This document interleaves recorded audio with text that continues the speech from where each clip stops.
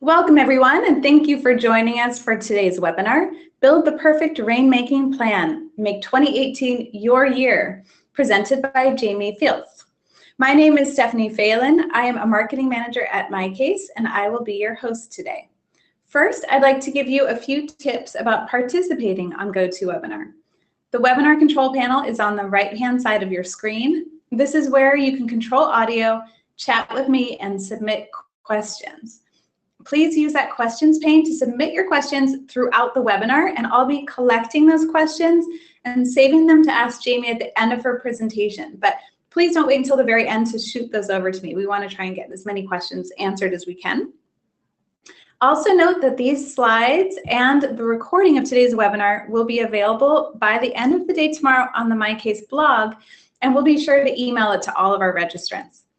When you close out your webinar today, a 5-question survey will pop up. All you have to do is answer those 5 questions, then you're entered to win for a $100 Amazon gift card that we give out for every webinar. And the survey will only take about 30 seconds for you to complete, so definitely worth your time. If you'd like to join the conversation on Twitter, the hashtag for today's webinar is hashtag 2018 Rainmaking. This webinar has been approved by the Wyoming State Bar and the Florida Bar for 1 hour of general CLE credit. If you are a Florida Bar member, note course number 2755R to self-report your CLE. Again, that's 2755R. And note, we do not provide certificates for this webinar. Today's webinar is hosted by MyCase, so before we jump into things, I'd like to give you a quick overview. MyCase is web-based law practice management software that takes care of your daily practice requirements for calendaring, contact management, document management and templates, time and billing, client communications, custom workflows, and more in one solution at a really affordable price. MyCase is priced for solo and small firms at just $39 a month per user.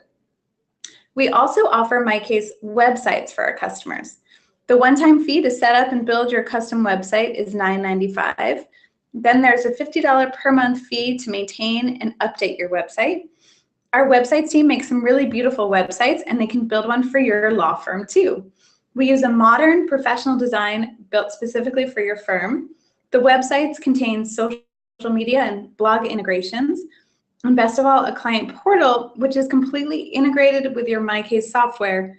So now your customers can log into MyCase directly through your website. And next up is payments.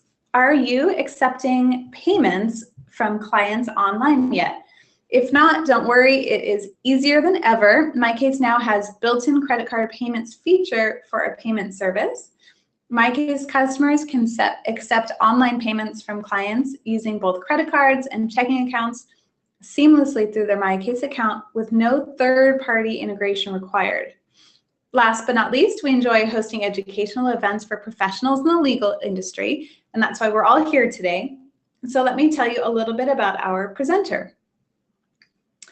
Jamie Field has been involved in the legal industry since the age of 13. She worked at her grandfather's law firm in New York City and her father's firm in New Jersey during breaks from school. It was because of that experience that she wanted to attend law school and become an attorney. After law school, she got a job as an in-house associate for a startup entertainment company owned by the Jackson family. Yes, that Jackson family, and all 11 family members were part of this company. As it was a brand new company, there were a few people on staff, so she began being called upon to perform other tasks other than those related to law, including business development, marketing, and public relations. It was there that she discovered a passion and natural talent for that aspect of her job.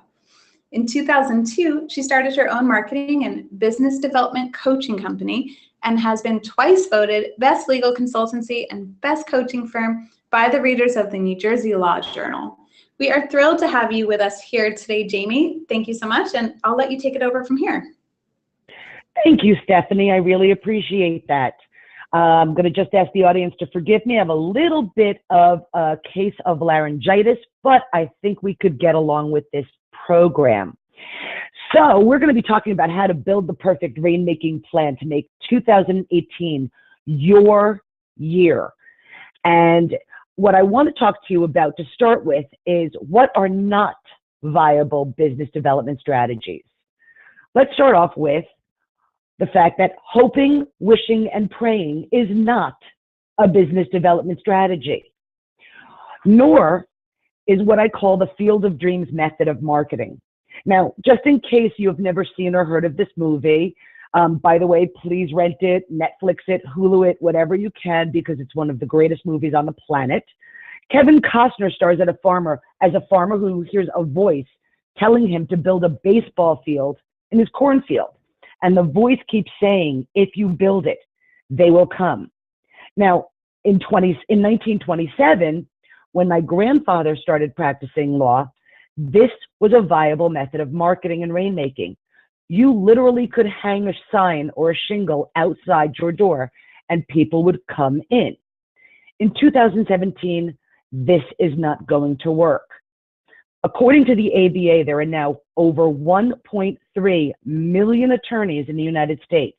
And unless you find a way to let people know what you do, they will never hire you. And just because you have a license to practice law, or just because you have a website, or just because you're listed on your firm's website, or you signed up for a social media account, or are listed on various attorney listing sites, this doesn't mean you'll get clients. Just because you build it doesn't mean they will come. Another thing attorneys have is the tendency to get distracted by the latest and greatest marketing technique. I call this the bright, shiny object syndrome, and it can be very distracting. You may be having problems finding and retaining clients, so you turn to the internet and you do a search on how to get new clients. And you see someone who claims to be legal marketing guru or a rainmaking expert, and you jump in with both feet because they promise new clients will be the path to your door if you hire them and pay them a lot of money. Or maybe they promise you that they can build you a 7-figure firm in 10 days or less. Or you could become #1 on Google if you purchase an expensive SEO package or Google ads. These infomercials are designed only to separate you from your hard-earned cash and really won't get you the clients that you want. Another method that doesn't work is the let's throw it against the wall and see if it sticks method of marketing. Now, for those people who are not cooks, if you've never heard this cliche before, it refers to a method of testing spaghetti to see if it's done. What they do is they throw it against the wall, and if it sticks, it's al dente enough to be served. So, back to this. You join every single social media site. You may even post on some of them, and you're not getting clients. So you say, social media doesn't work. Or you go to one networking event, collect a bunch of business cards, hand out a bunch of business cards, and no one calls or refers clients to you. So you say, networking doesn't work for getting clients. The truth is that any marketing you do can be really effective for getting clients as long as you find a way to actually connect with people. And this is because rainmaking equals relationships. You have to learn to create relationships with prospective clients, current clients, former clients, and referral sources. Look, as attorneys, we are still in a person-to-person business. You may have heard the oft-used phrase, people do business with people they know, like, and trust. Pardon. What marketing your service does is create the know and like part of this equation. The fact is, marketing your service in a non-salesy way or by not advertising, you can actually find a way to create authority. You can become a recognized expert in your chosen area of law. You can be known as the go-to person. And just because you connect with them on social media doesn't mean that you've created a relationship. It's a way to start a digital relationship, but like any relationship in the real world, it must be nurtured. It takes time and effort. I'm sure you've heard this before. If you fail to plan, you're planning to fail. But have you ever actually taken the time to plan your life, your career, You wouldn't get into a car to get to a specific place without knowing exactly where you needed to go. Look, just as a GPS provides you with directions to locations to which you've never been, a good plan provides you with the direction in which you want your practice and, in fact, your life to go, which brings us to our very first poll question. Do you have a rainmaking plan? A, yes, I write one every year. B, I've written one in the past but did nothing with it. C, I've thought about it but don't see the point. And D, what's a rainmaking plan? Great. So everyone, you should have that poll in front of you there. Please go ahead and select your response. And Jamie, it looks like a lot of votes are coming in. And okay, just a few more seconds and I will close the polls. Okay, we've got a majority voted. Close the polls and I'll share the results right away. Okay. And I'll take a sip of water. Good. So do you have a rainmaking plan? 15% said, yes, I write one every year. 29%. Thumbs up to those people. Yes, exactly. 29%, I've written one in the past but did nothing with it.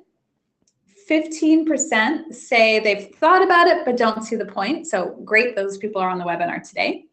And 42%, so our majority says, what's a rainmaking plan? So also great that they're on our webinar today. I am so excited that you are on this webinar if you've answered what's a rainmaking plan, and I don't see a point because I'm going to convince you that you can develop a rainmaking plan and there is a point for it. And for those who did nothing with it, this will also help spur you into action. By the way, that 15%, yes, I write one every year. Hopefully you're taking action on it. Big thumbs up.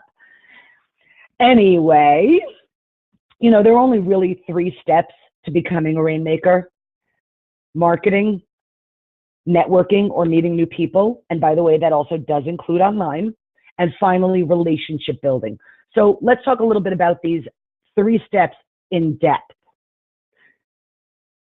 Marketing. The heart of your success begins with and continues till the end of your time practicing law with marketing. Regardless of whether you're a solo practitioner, in a small firm, in a medium firm, or in a huge law firm, if no one knows you exist, then being the best lawyer in the world means nothing. So in the know, like, and trust equation, this is the beginning of the know. When you start marketing yourself, people will begin to know who you are. Marketing helps you begin to develop your brand. Simply put, a brand is what people think of you when they think of a product or service.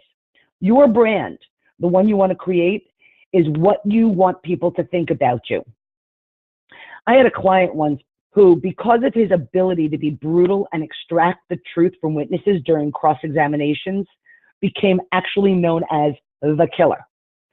Now, he is known as meticulously prepared for his cases, tenacious and aggressive.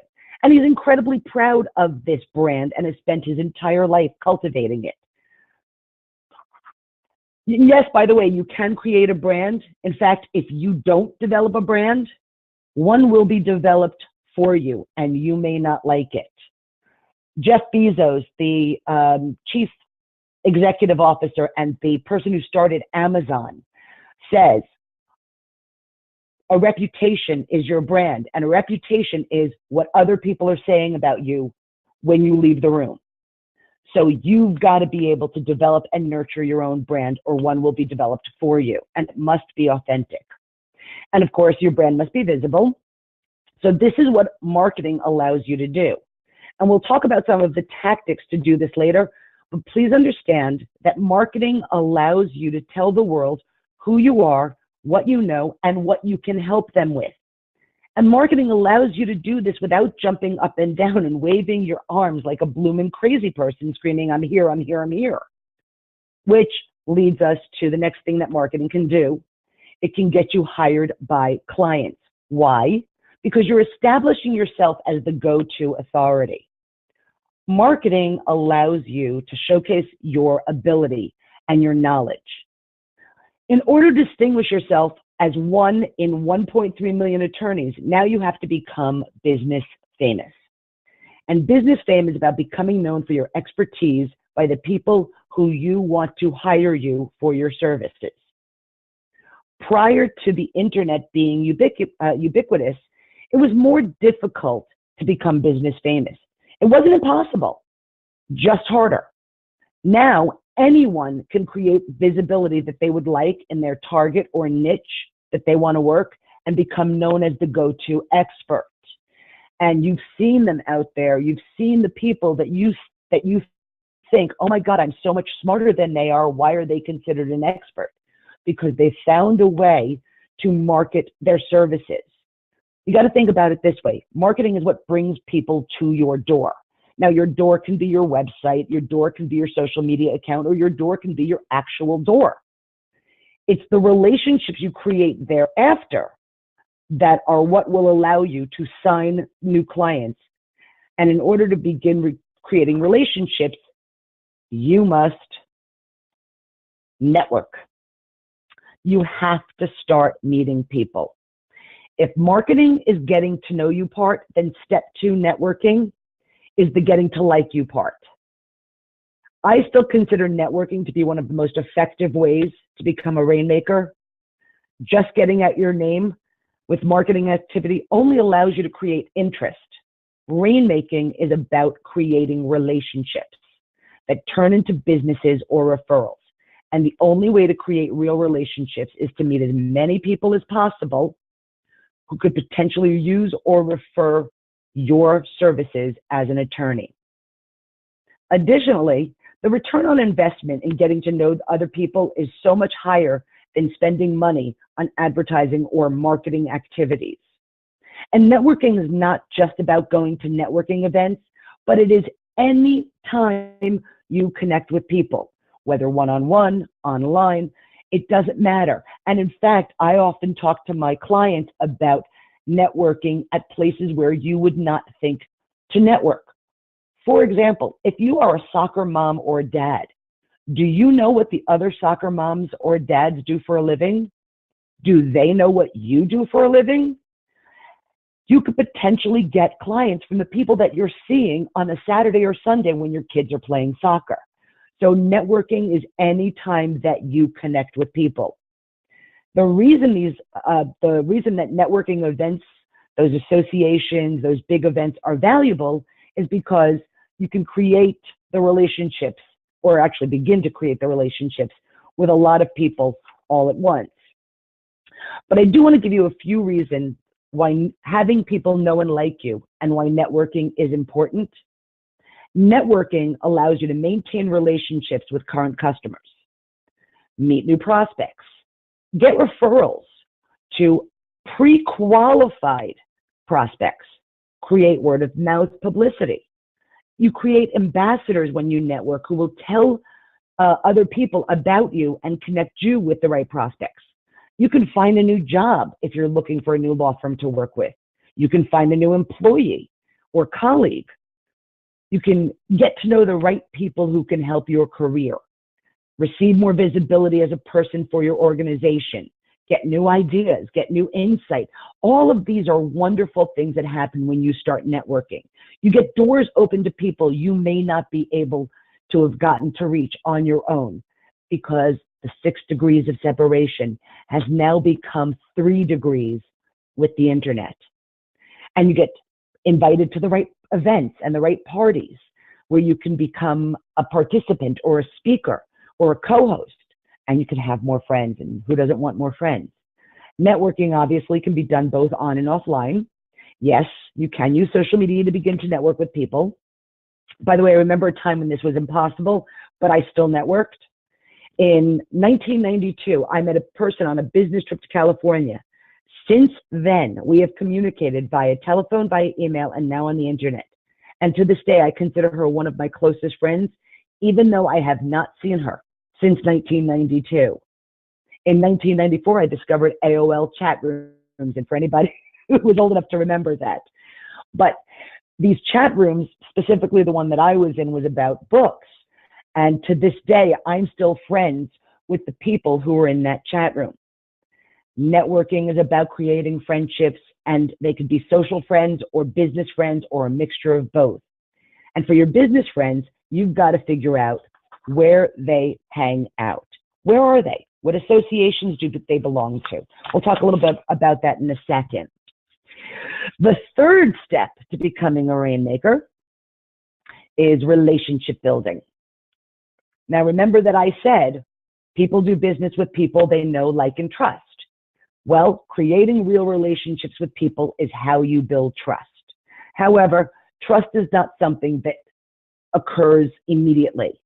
You have to build it, and you have to create credibility. So how do you build and create credibility and trust? Well, build your character. People with strong character stand up for what they believe in, regardless of what popular opinion says. Be authentic. Authentic people do what they say and say what they do, and there's no mystery about their intentions. And by the way, this applies online as well. Have integrity. You need to be known as somebody who does the right things for the right reasons and that will keep the promises you make. Look, if you make a mistake, admit it and just try to correct it.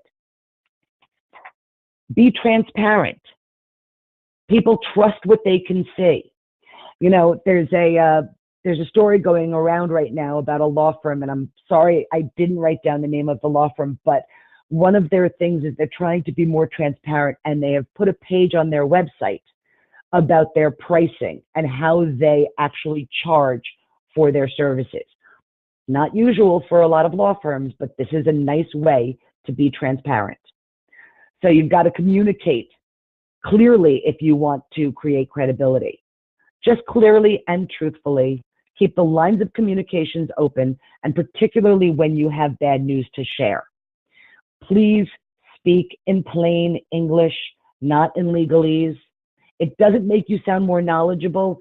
It only serves to confuse the people who are not well versed in our language. And also learn to listen attentively.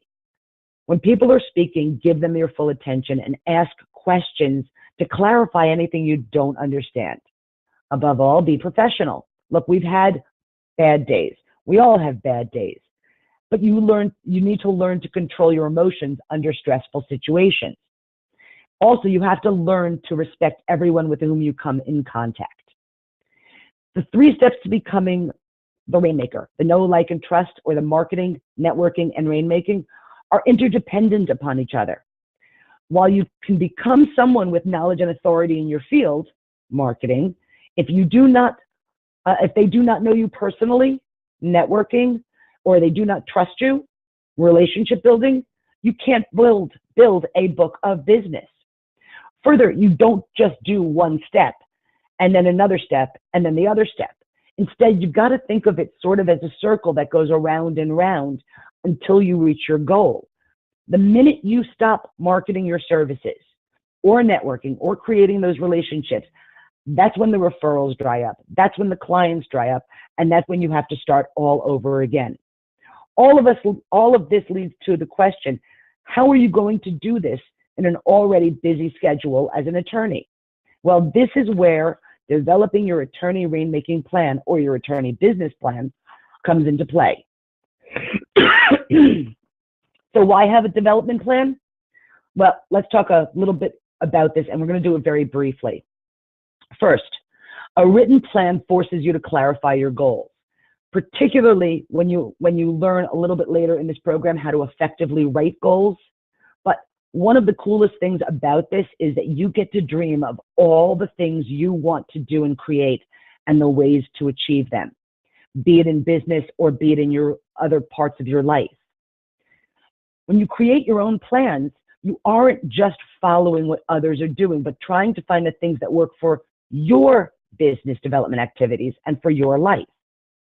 One of my mentors is a gentleman named Jim Rohn. He is a personal development guru. Unfortunately, he's no longer alive, but he has been a virtual mentor of mine through his books and YouTube videos for a considerable length of time. And he's quoted as saying, if you don't design your life, chances are you'll fall into somebody else's plan. And guess what they have planned for you? Not much. Think about that for a second. You become committed to your success.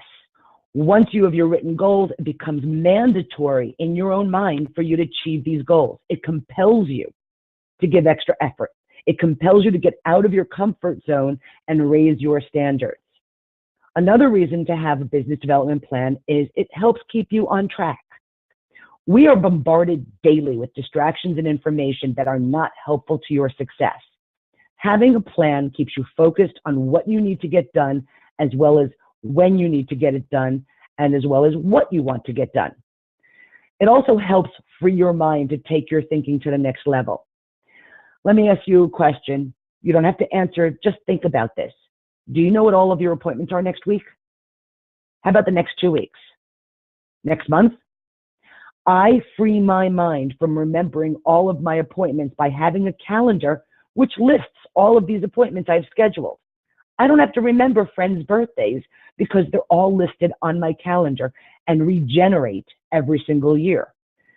Hell, I do not even know anybody's phone numbers anymore because I can't remember the last time I had to dial a phone number and not just look up the contact in my cell phone.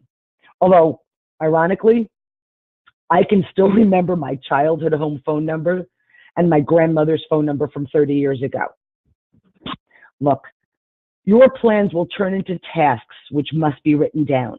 This allows you to remember what you have to do, and it frees your mind up to come up with creative solutions that would otherwise have been taken up with all of the information that you've been putting into your brain. And writing down helps relieve the stress of remembering all of it. Having a plan also makes you more likely to be successful. For years, I had been erroneously quoting a study that had never existed. I had heard about research from some of my personal and business development heroes, Tony Robbins, Zig Ziglar, Brian Tracy, and it was even written about in a book by a gentleman named Mark McCormick called What They Don't Teach You at Harvard Business School. To this day, you can still find blogs about goal setting and planning which quote this study over and over and again.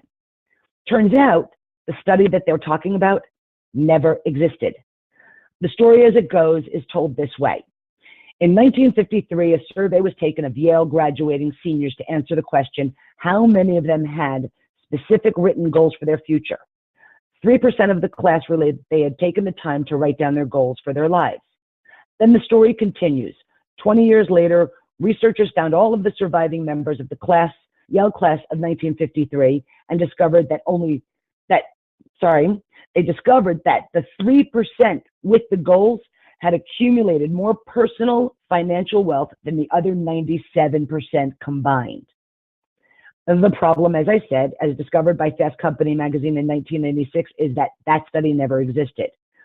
But thankfully, I recently found a 2007 study conducted by Dr. Gail Matthews of Dominican University in California, and was given the proof necessary to show that A, writing your goals, B, creating action steps to achieve them, and C, sharing your progress reports with somebody who will hold you accountable on a weekly basis results in a 76% increase in the achievement of these goals from those who do not set goals at all. And even those who just put their goals in writing without actually creating an action plan or having an accountability partner were still more than 50% likely to achieve their goals than those who didn't. Is a 76% chance of success worth taking the time to write down your goals, create the steps to achieve them, and have an accountability partner worth it? I personally think so. So let's talk about the elements of a rainmaking plan. The elements of a rainmaking plan are not very many. Sure, you can find other marketing and rainmaking trainers who will tell you that it requires a lot of steps, like having a mission statement or doing a SWOT analysis. SWOT is SWOT, and it stands for strengths, weaknesses, opportunities, and threats. People will tell you you need to do budgeting and so forth. And all of these are great for a firm-wide plan, but for your personal rainmaking plan, it's unnecessary. In fact, you only need 3 things. You need to know who your ideal clients or the niche is. You need to know what your goals are, and you need the activities to achieve those goals. So let's talk a little bit about these. Ladies and gentlemen, the day of generalization is long over. No longer can an attorney be all things to all people. The only caveat to this statement is if you're the only attorney in town, then you will be a general legal practitioner. However, the laws and the legal system have become extremely complex. New legislation is constantly being passed which affect certain segments of the law. And as a result, when we leave law school, we tend to become involved in specific practice areas. Criminal law, insurance law, taxation, family and matrimonial, just to name a few. And while practicing in a specific practice area can bring in legal matters, it's becoming harder and harder to obtain clients just because you practice law in a specific area. This is because the amount of competition out there is tremendous. For example, according to the ABA website, there are more than 25,000 members of the Labor and Employment section. Competition for clients can become fierce. So what happens is many attorneys, particularly solo attorneys, small firm attorneys, and attorneys who struggle in practice something that I call door knock law, or I'll take anything that knocks on the door. The personal rainmaking plan template will help you, and the first part is to determine who your ideal client and niche are. So what are ideal clients? Well, marketing to your ideal client can be called target marketing. It can be called niche marketing. It even become micro marketing. And it's the opposite of what is mass marketing. Even companies that used to mass market because they had the money and the resources to do so are micro marketing their services. If you want an example, think Coca-Cola, who used to put the same message and the same product out to everybody. And now they target ethnic groups, moms, even athletes by selling different products to them. They have 22 different products, each marketed to a certain segment or ideal client of the population. As a lawyer, you can choose to find your ideal client. And when you do, you focus your marketing, your relationship building on that client ideal. Think of it this way. If it was discovered that you had a heart issue, who would you want to see? A doctor who is a general practitioner or a cardiologist? How about this? You can make a lot more money as a specialist. By the way, do not use that word. In most states, using the word specialist or expert is considered an ethics violation, but we'll talk about that some other time. So you can make a lot more money as a quote unquote specialist than as a general practitioner. So go back to the doctor's example. On average, according to Forbes magazine, a general practitioner makes $189,000 per year. A cardiologist makes $512,000. Don't you think it's time you started concentrating on finding ideal clients or a target? So how do you do that? Well, you can define ideal clients or targets in very different ways. Niche markets can be very broadly or very narrowly defined. They can be defined by demographic information. For example, you can choose age.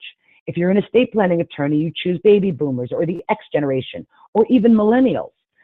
The oldest millennial just turned 35, and if they're married and have kids, they're going to need help having somebody secure their futures if, God forbid, something happens to them. How about by location? You can choose gender, for example. There's a fast-growing national law firm called Cordell and Cordell that represents only men in family and matrimonial law. You can target lifestyles. Maybe you become a lawyer to the LGBT community. One of my former clients only works on LGBT family law issues. How about targeting people, for example, who follow a vegan lifestyle? Did you know apparently there are people who are discriminated against because they're vegans? There's a story about a Cincinnati Children's Hospital that in 2010 decided to make sure that everybody in their hospital got vaccinated for the flu. And one of the employees decided not to because she's a vegan, and the vaccines are produced in chicken eggs. So it's taken from animals and therefore not vegan. So she was fired. And after she was fired, she sued the hospital in federal court alleging, among other claims, that her termination violated her federal civil rights under Title 7 of the 64 Civil Rights Act, to be free from religious discrimination. Anyway, it's a longer story, but they settled. I don't know what the settlement was because it was a non-disclosure settlement, but there's no details available. But seriously, there are so many different lifestyles you can target. You can target ethnic backgrounds.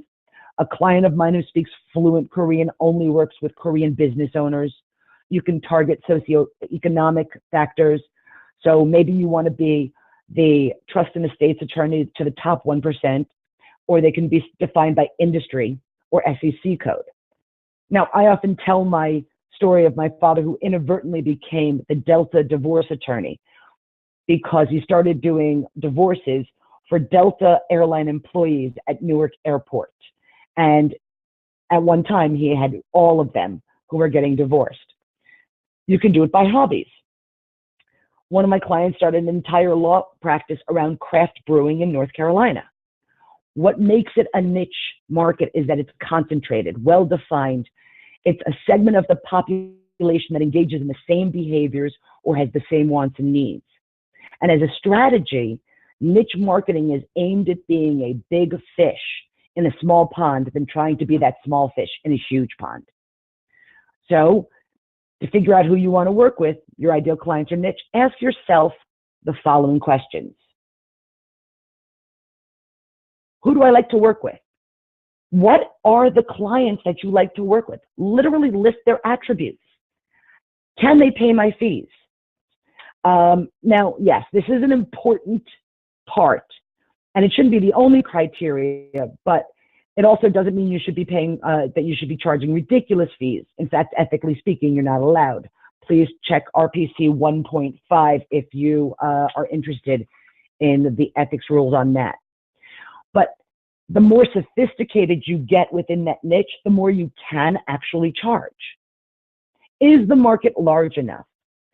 There are so many resources out there to determine the size of your niche. Google can be your first step. In addition, you can find out from government documents and censuses whether the niche is large enough. Now, if the market is huge, say, for example, you decide to go by gender. In the United States in 2016, 49% of the population was male and 51% of the population is female. You can actually narrow that down then by location, by state, county, even town or city. Or you can narrow it down by other criteria. Women-owned businesses, for example, or mommy bloggers if you're concentrating on women with children. Ask who's your competition. Again, this requires research, but you should know how much competition is out there. And while it doesn't matter how much competition is out there, you've got to be concerned if you're trying to break into a niche that's already been cornered. Are you willing to do the work necessary to become known as the expert? And the last two questions are the most important you'll need to ask yourself.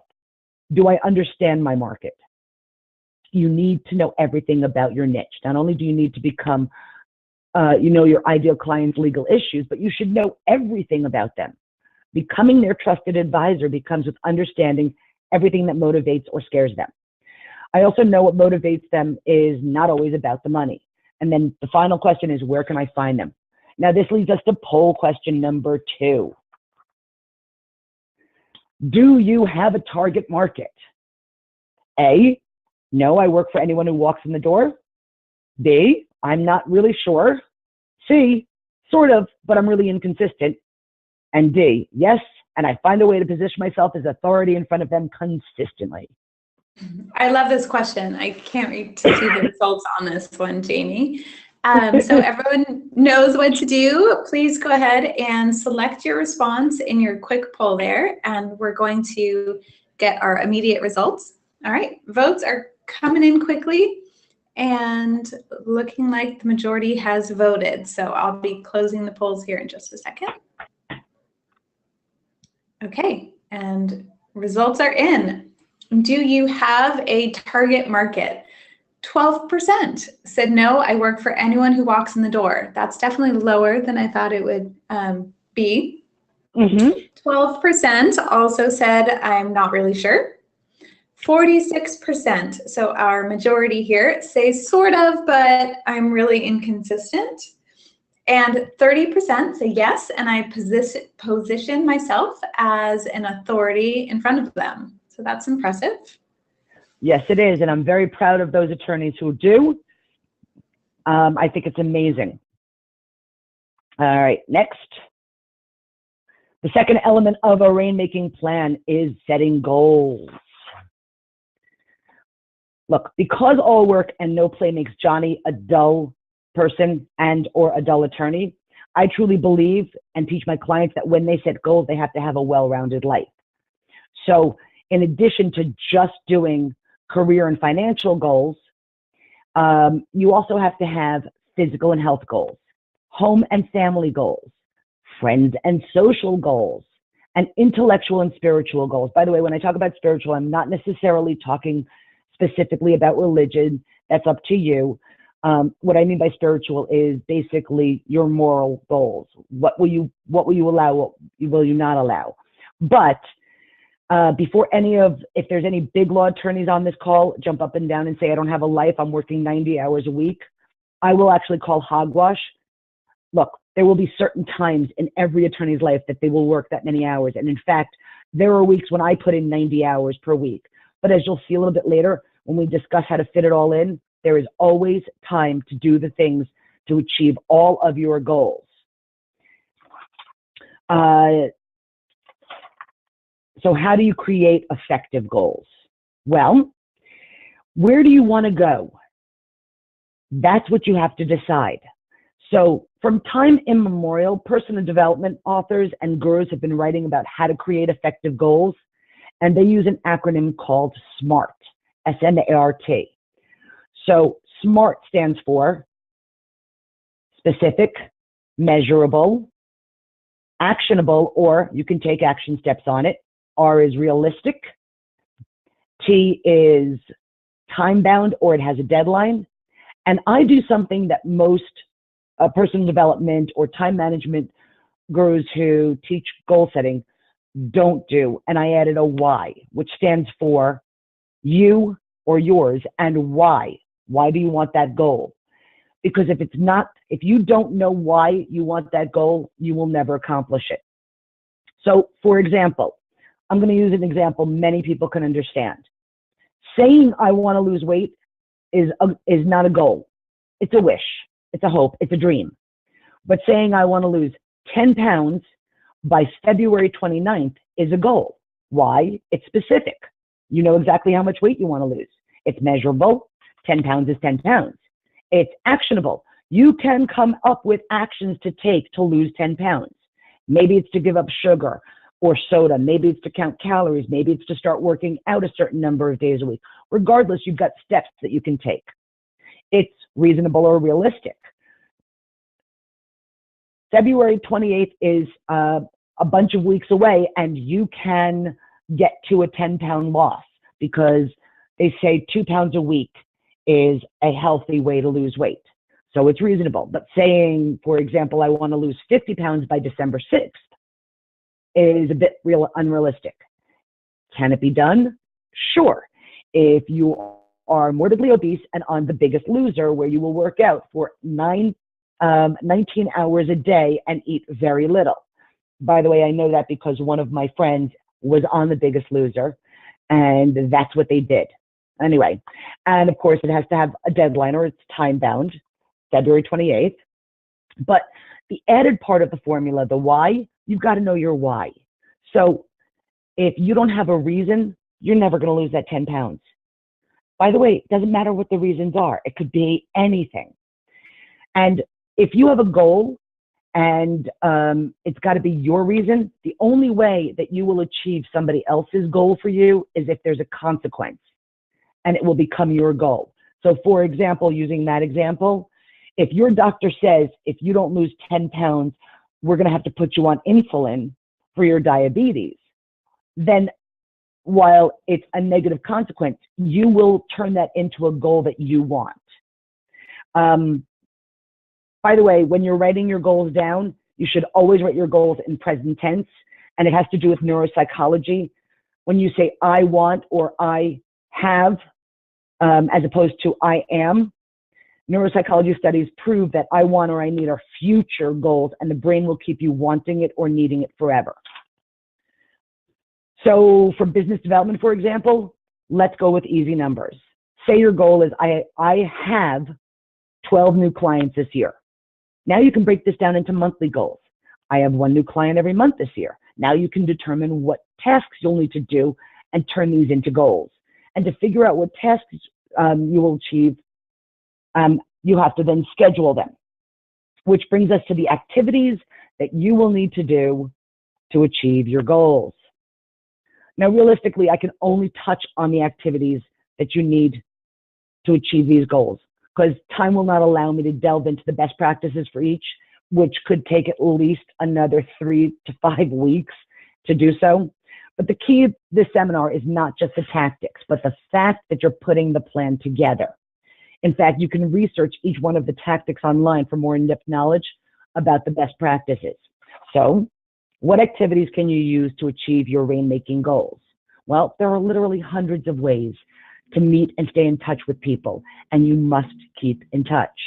This is how relationships are formed and maintained, and rainmaking equals relationships. So, for example, one-on-one networking and reconnecting with old clients, joining an association where your ideal clients are, blogging, video blogs, live broadcasting, referral marketing, association marketing, email marketing, word of mouth marketing and public relations, social media network, referral strategies. There are so many, and your website, by the way, are all different rainmaking tactics. So we're going to talk a little bit about a couple of these. Let's talk a little bit about social media. Social media allows you to meet almost anybody, anywhere in the world, and create a relationship with them virtually. In fact, I don't know whether this is a good thing or a bad thing, but I actually call social media legalized stalking, because you can see what they're talking about and form your questions that you would like to get to know them about using their words. So the one thing I would suggest is, if you want to create a relationship, you have to take it offline and meet in person, because there's a huge difference between social media networking and social media, but both can be used for your advantage. And I don't really have time to talk about it, sorry. All right. Blogging, live webinars, live broadcasting. These allow you to showcase your knowledge, and you can create the relationships with those people who comment or come to your website.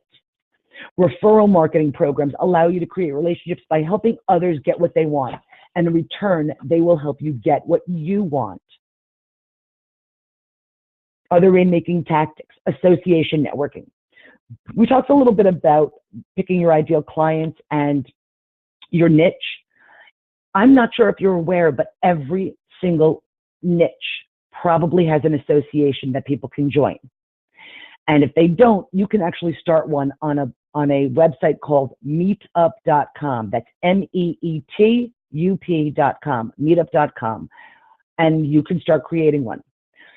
Referral groups are specifically designed to promote referrals amongst and between the members. If you've heard about this, it's groups like LATIP, like your local Chamber of Commerce, like BNI.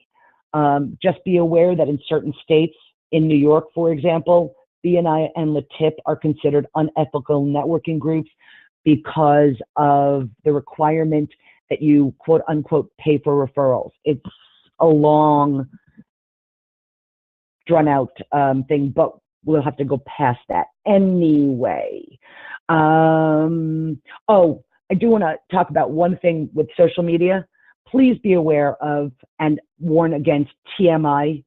You can and you should showcase your personality online, but be authentic, but be careful, because not only are there a tremendous number of ethical violations that could occur, you could ruin your reputation, and that's not the brand you want to develop.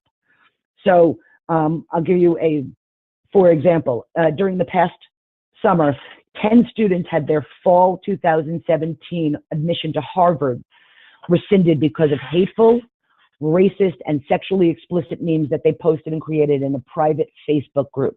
Well, the admissions board at Harvard heard about it and saw them and took away their admissions. And even more recently, there was an attorney. Her name was Haley Geftman Gold. She's a vice president and attorney in the legal department at CBS. And she was just fired for writing heinous Facebook posts that she wrote almost immediately after the event that happened in Las Vegas, saying that she had no sympathy for the victims because they were probably Republican, and Republicans did nothing after Sandy, and it's not after Sandy, after the Sandy Hook massacre. So why would they do something now? She lost her job for that. That's a lot of money to lose for a job that you wanted to post a bad thing on. You wanted to post something on social media. So please be careful what you post. Anyway, back to this. Attorney networks. If you are a solo practitioner, if you're in a small firm, you can create what I call attorney networks. Get attorneys who are not practicing the same area that you are practicing and put together a group of people that meets on a fairly regular basis so you can refer business to each other on a regular basis. So if you are a matrimonial attorney, make sure you're hooked up with a trust and estates attorney, because everyone who gets a divorce should update their will. Or a real estate attorney, they're gonna need a new house. So you see, this can be a way to refer business to each other. Anyway, we're starting to run out of time, so I wanna get this moving a little bit further. Email marketing and newsletters allow you to keep yourself top of mind with potential clients, current clients, and referral sources, so that your relationship is continually nurtured. There we go. So which tactic do you choose? Honestly, the one that you'll do consistently and constantly. If you like writing, then blog. If you like being seen, then do seminars, videos, webinars. Make sure you're heard. There's a lot of things that you can do, but you should also push yourself out of your comfort zone. So how do you execute the rainmaking plan? Because remember, the only three things you need are: who are your ideal clients, what are the goals you want to achieve, and the action steps you're going to be taking or the tactics you're going to use to get there. Executing the rainmaking plan is not that difficult. Break each goal into bite-sized pieces. Let's go back to the one that we said you want to get 12 new clients this year. Breaking that down, that's one new client a month. That's a lot more manageable in people's minds. Then schedule the activities you're going to need to do and make them sacrosanct appointments. If you have a networking event, go to the networking event. If you're writing a blog post, make sure you post it on that specific day, and then take action. Now, before you say, I don't have the time, I will call shenanigans, because I can prove to you that you have up to 40 hours per week to do with what you want. That's 8 hours per day, and this doesn't even include weekends. And by the way, I've already factored in 8 hours of sleep into this equation, so these up to 8 hours per day are yours to use for all of your goals, including being with family, hobbies you may have, and most importantly for this conversation, business development. And I'm not asking you to spend 8 hours a day. How about spending up to an hour doing something that will build business once a week? What if you did that? That would be 4 hours a month. Now, if you do it every day, it's 20 hours a month, because there are 20 business days per month. I'm not including weekends. And if you're not doing that now, I can probably predict that if you start doing 20 hours per week, 20 hours per month, your business development, your business, book of business will grow exponentially. And finally, because of time constraints, I was only able to brush upon the components of what goes into an effective rainmaking plan. However, if you would like to go more in depth, I am offering only to the participants of this webinar, the people who are MyCase participants, a 5-week course that will get you ready for the best year you can have in your practice and also in your life. And the cost is less than what most attorneys charge for 2 billable hours. But the information you learn and the confidence you gain will be invaluable. So if you're interested, you will get 4 consecutive Mondays in November, beginning November 6th, plus a bonus call. That's the 5 weeks. They're live calls. They're 60-minute group coaching and training calls, and they usually go a little bit longer, so please be prepared for that. Open Q&A on every call, worksheets for every call to help you develop that 2018 plan, and a private Facebook page. In addition, we'll have a final call on December 4th to talk about time management and to wrap it all up. And if you are interested, I'm offering, because if you do this plan, there's a 76% chance of achieving all your goals. I'm offering a 76% discount for the webinar participants. Please go to Jamie Field, watch the spelling on Jamie, please, jamiefield.com/masterclass. And if you need any more information, please don't hesitate to sign up. And I will be limiting the participation. So please, if you are interested, please come to that. I guarantee you that you will get more clients if you create the plan and you work the plan. Does anybody have any questions? Great, Jamie. And I just wanted to also mention that I chatted your website, the jamiefield.com/masterclass. I chatted that to the entire audience so they can take the link from there, because I think it's difficult to take it off the GoToWebinar. Yes, so thank you so much. Link, yeah. So for those of you who have to leave us now, please take note of 3 things. When you close your webinar, that quick 5-question survey will pop up. All it takes is 30 seconds to answer those questions, and no matter how you answer them, you're entered to win the $100 Amazon gift card, so great chances there.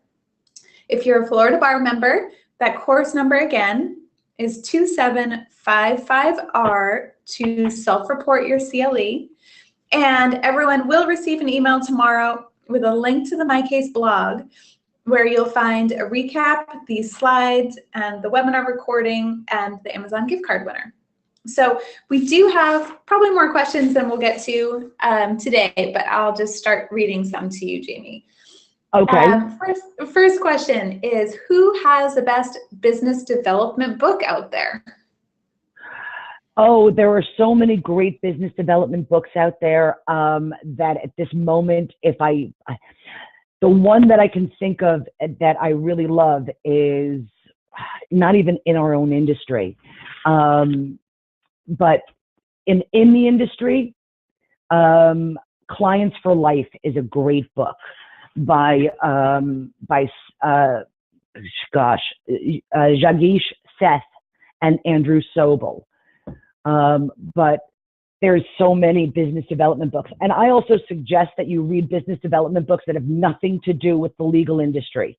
Because if you can take something from outside the legal industry and ethically use it in your practice, you will probably explode your practice in the best possible way. Nice.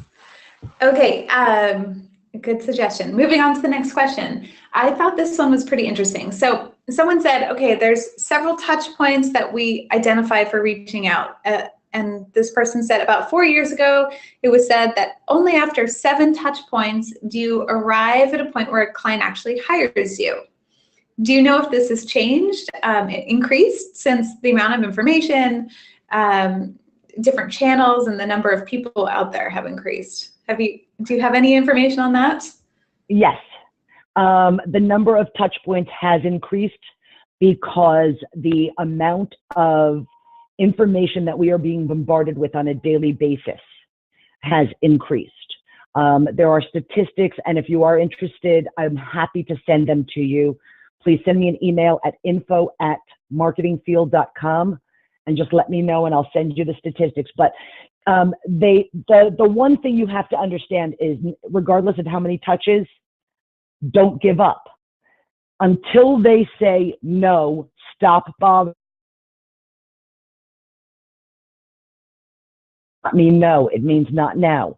So you're going to give them a chance, maybe 6 months from now, to touch base with them. But always get their permission to touch base with them. So that's the 7 touches. It's now a lot more than that, unfortunately. There is no actual number, but what we have found is that most people give up after the 2nd or 3rd touch when somebody doesn't answer or respond, etc. Okay, Next great. question. And so we are out of time, but a few people are asking what the actual cost of the masterclass is with the discount. With the discount, the actual cost of the masterclass is less than what most attorneys charge for 2 billable hours. It's $449 for 5 weeks, which actually translates to $90 per class. Which, as I said, if you get one client, you've more than surpassed the cost of this. And normally this course would cost $1,875. So it is a 76% discount for MyCase participants. That's amazing. Well, Jamie, thank you so much for doing that for everyone. Well, and thank you so much for having me. I really appreciate it. By the way, if anybody does have any questions, no strings attached, please feel free to send an email to me, and I'm happy to try to answer any questions you may want, or connect with me on any of the social media platforms and ask questions there. Again, watch the spelling of my first name. It's a little bit unusual, but for the most part, I am absolutely listed on every social media platform out there. All right. Well, thanks again, Jamie, and thanks again to our audience for attending today, and we'll send you that email with the recap tomorrow. Thanks, everyone. Bye-bye.